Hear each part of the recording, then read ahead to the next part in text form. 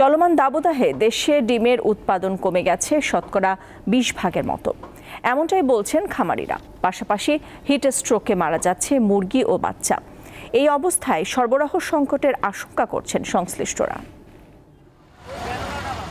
চলমান তাপপ্রবাহে জনজীবনের পাশাপাশি নেতিবাচক প্রভাব পড়েছে দেশের পোলট্রি খাতে। মারা যাচ্ছে মুরগি ও বাচ্চা, কমছে ডিমের উৎপাদন। প্রান্তিক খামারিদের সংগঠন বাংলাদেশ পোলট্রি অ্যাসোসিয়েশন বিপিএর তথ্য মতে দেশে খামারির সংখ্যা 60,000-এর মতো।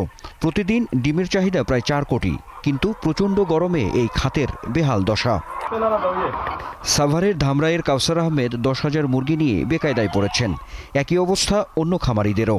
10,000 মুরগি আমার ডিম আসতো প্রতিদিন 300 কেজ প্লাস, তার মানে 92 প্রোডাকশন ছিল। এখন তাপমাত্রা এত বাইরে গেছে, বাইরে যাওয়ার কারণে আমার প্রোডাকশন চলে আসছে 80%, 70%।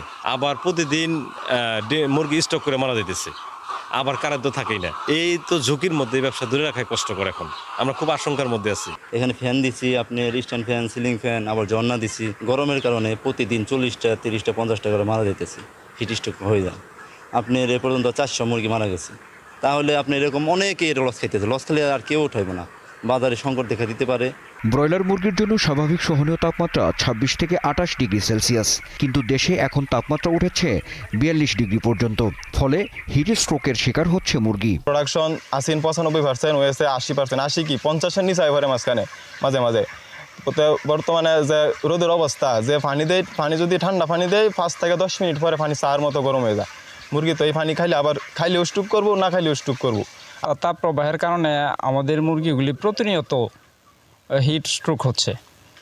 এগুলা নিয়ন্ত্রণ করা কোনোভাবেই সম্ভব হচ্ছে না। প্রায় প্রতিদিন 10 থেকে 15টা বা 20টা এরকমও হচ্ছে। সারা দেশে হিট স্ট্রোকে মুরগি মরছে, কমছে ডিমের উৎপাদন। এই অবস্থায় মৎস্য ও প্রাণী সম্পদ মন্ত্রণালয়ের বিশেষ পদক্ষেপের আহ্বান জানিয়েছেন প্রান্তিক খামারিরা। আনোয়ার হোসেন, দীপ্ত সংবাদ, ঢাকা।